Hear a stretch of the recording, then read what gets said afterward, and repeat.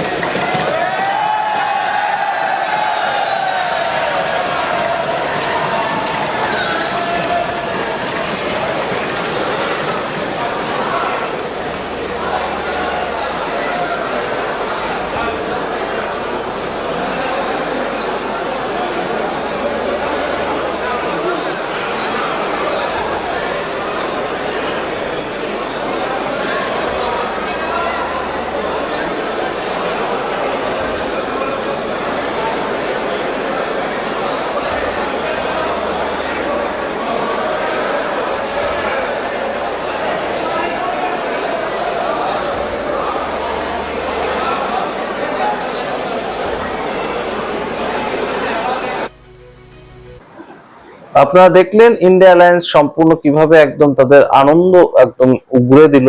তারা ভোটিং এর মাধ্যমে যে বিষয়টা তৈরি করতে সমর্থ হলো, সেই জায়গাটা অবশ্যই তারা আনন্দ করলো ইন্ডিয়া অ্যালায়েন্সের পক্ষ থেকে। কিন্তু তার পরবর্তীতে ওম বিড়লা তিনি নিজেই এতটা বেশ খানিকটা হতাশাগ্রস্ত হয়ে গিয়েছিলেন এই বিল সম্পূর্ণভাবে সরকার ফেল করে যাওয়াতে। তো সেই জায়গাটা লোকসভার স্পিকার কেন এতটা হতাশাগ্রস্ত হয়ে গেলেন, আপনারা যদি জানেন তো বলবেন। কিন্তু ওম বিড়লা যেভাবে সম্পূর্ণ কথাটা বললেন, এবং নরেন্দ্র মোদী যখন সভায় উপস্থিত ছিলেন, নরেন্দ্র মোদী, অমিত শাহ প্রত্যেকে উপস্থিত ছিলেন, এবং প্রত্যেকের মুখ দেখবার মতন হয়েছিল, হতাশায় ভরে গিয়েছিল প্রত্যেকের মুখ, এবং সেই জায়গাটা সম্পূর্ণ অবশ্যই গুরুত্বপূর্ণ একটা প্রেক্ষাপট, গুরুত্বপূর্ণ ছবি তৈরি হয়েছিল।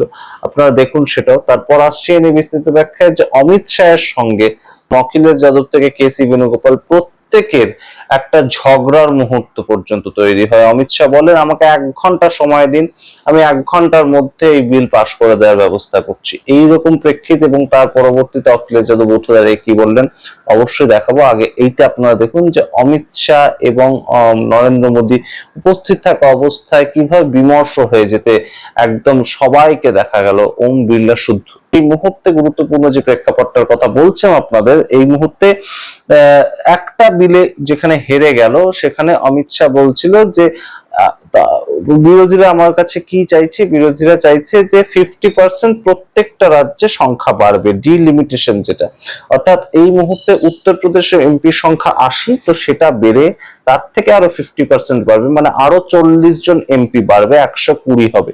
পশ্চিমবঙ্গে 42 অর্থাৎ আরো 21 জন বাড়বে, অর্থাৎ সংখ্যাটা 63 হবে। এইভাবে সম্পূর্ণ ডিলিমিটেশন হবে। এইটা তো মূলত বিরোধীরা চাইছে, তো আমি এটা লিখে দিচ্ছি, আমি সম্পূর্ণভাবে লিখে দেব। তার পরবর্তীতে কি কেসি বেণুগোপালজি, তখন যেহেতু রাহুল গান্ধী ছিলেন না, তো কেসি বেণুগোপালজি বলুন, আপনি সরাসরি বলবেন যে এই বিল আমরা পাশ করাবো, আপনি উঠে দাঁড়িয়ে বলুন আপনার আমি 1 ঘন্টার মধ্যে সম্পূর্ণ কনস্টিটিউশন অ্যামেন্ডমেন্টের মধ্যে এটা লিখেও দিচ্ছি আমি।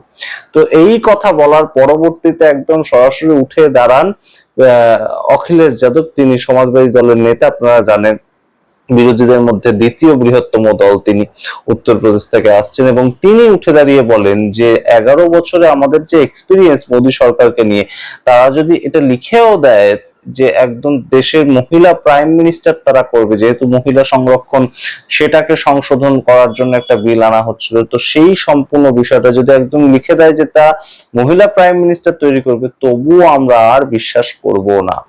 সম্পূর্ণটা দেখুন আপনারা, এবং অবশ্যই গুরুত্বপূর্ণ প্রেক্ষাপট, গুরুত্বপূর্ণ একটা দিন, সেটা সম্পর্কে সম্পূর্ণ আপনাদের মতামত কমেন্ট বক্সে কমেন্ট করুন।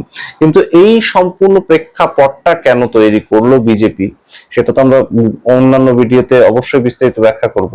কিন্তু গুরুত্বপূর্ণ একটাই জায়গা, সেটা হচ্ছে পশ্চিমবঙ্গের ভোট। পশ্চিমবঙ্গের ভোটের ঠিক আগে 23 তারিখ এবং 29 তারিখ পশ্চিমবঙ্গের ভোট, এবং ঠিক তার আগে বিজেপি যেখানে সরকার দখল করতে চাইছে, তামিলনাড়ু বা কেরালাতে বিজেপি সরকারে কেন বিরোধীর জায়গাতেও আসতে পারবে না, তো সেই জায়গা থেকেই পশ্চিমবঙ্গে যেখানে সরকার দখল করতে চাইছে, তো সেই জায়গায় মহিলাদের মধ্যে কিন্তু অবশ্যই মমতা বন্দ্যোপাধ্যায়ের একটা জাতি ধর্ম নির্বিশেষে পপুলারিটি রয়েছে, এবং সেটা লক্ষ্মীর ভান্ডারের কারণে হতে পারে, সেটা অন্যান্য যে সরকারি স্কিম গুলো রয়েছে তার কারণে হতে পারে, যুবসাথী, স্বাস্থ্যসাথী, প্রত্যেকটাই মহিলাদের নামে আমরা দেখতে পেয়েছি। বিভিন্ন সময় বিভিন্ন স্কিম হয়েছে, কন্যাশ্রী থেকে রূপশ্রী, প্রত্যেকটা। তো সেই জায়গাটাকে অ্যাটাক করার জন্য এই মুহূর্তে একটা সেন্টিমেন্টাল জায়গা তৈরি করা, এই বিষয়গুলো আপনারা দেখবেন প্রতিদিন এখন নরেন্দ্র মোদী প্রচারের র্যালিগুলো যেগুলো করবে পশ্চিমবঙ্গের ক্ষেত্রে, অমিত শাহ যেগুলো করবে, সমস্ত জায়গায় একটাই কথা বলবে যে এই তৃণমূল কংগ্রেস মহিলা সংরক্ষণের জন্য ভোট দেয়নি। কিন্তু সমস্যা যেটা, ভুল যেটা সম্পূর্ণ এই জায়গাটায় ব্যাখ্যা করা হচ্ছে যে মহিলা সংরক্ষণ বিল 2023 সালে পাশ হয়ে গিয়েছিল, সেখানে কেউ কোনো বাধা দেয়নি, সেটাকে নিয়ে কিন্তু এই ভোটিংটা হয়নি। এই ভোটিংটা হয়েছিল সংবিধান সংশোধন করার ভোটিং। এই বিষয়টা কিন্তু এই মুহূর্তে গুরুত্বপূর্ণ জায়গা। আপনারা অমিত শাহের বক্তব্য শুনুন এবং অবশ্যই আপনাদের মতামত কমেন্ট বক্সে কমেন্ট করুন সম্পূর্ণ রিপোর্টের ভিত্তিতে। দেখতে থাকুন টক টু বাংলা, অবশ্যই টক টু বাংলা ইউটিউব চ্যানেলকে সাবস্ক্রাইব করতে ভুলবেন না। अगर इस बिल का विरोध करने का कारण 50% लिखित में चाहिए तो 1 घंटा सदन बंद कर दिए, मैं ऑफिशियल अमेंडमेंट लेकर आता हूं मान्यवर, मगर बिल पारित करने का वो वादा करते। अब वेणुगोपाल जी बताए क्या बिल पारित करेंगे? चलिए सहमत हो, सदन में बात कर लेते, सहमत हो, अभी अमेंडमेंट लाएंगे, चलो सर शुरू करते हैं आगे। सर last minute, हाँ sir, last minute, yesterday onwards, when the bill introduced itself, entire opposition demanding we want this to be in the legislation. Number 2, the constitutional protection of the delimitation to the states, number of the seats in the state should be protected. We are asking the Home Minister whether are you ready to dealing the delimitation process along with the women reservation, number 1. Number 2, if you are ready to include the number of seats in each state by legislation by 50%. These two things, are you ready? मान्यवर वेणुगोपाल जी ने दो चीजें करी कि एक तो 50% आरक्षण और 50% सीटें बढ़ाई जाएगी, उसको बिल में शामिल करने के लिए ऑफिशियल अमेंडमेंट लाने के लिए तैयार हो। हाँ जी, मैं तैयार हूं।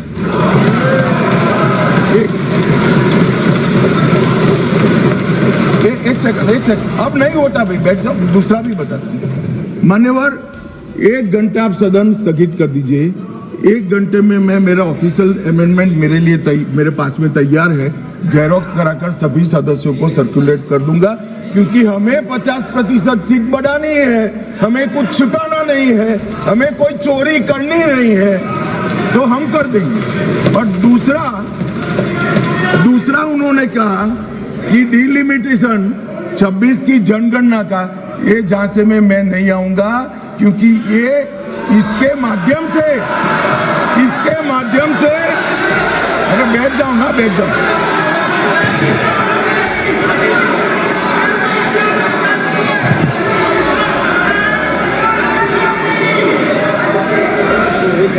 क्या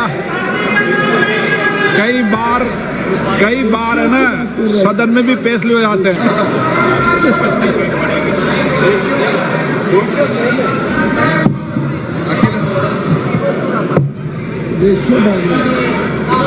माइक ही नहीं।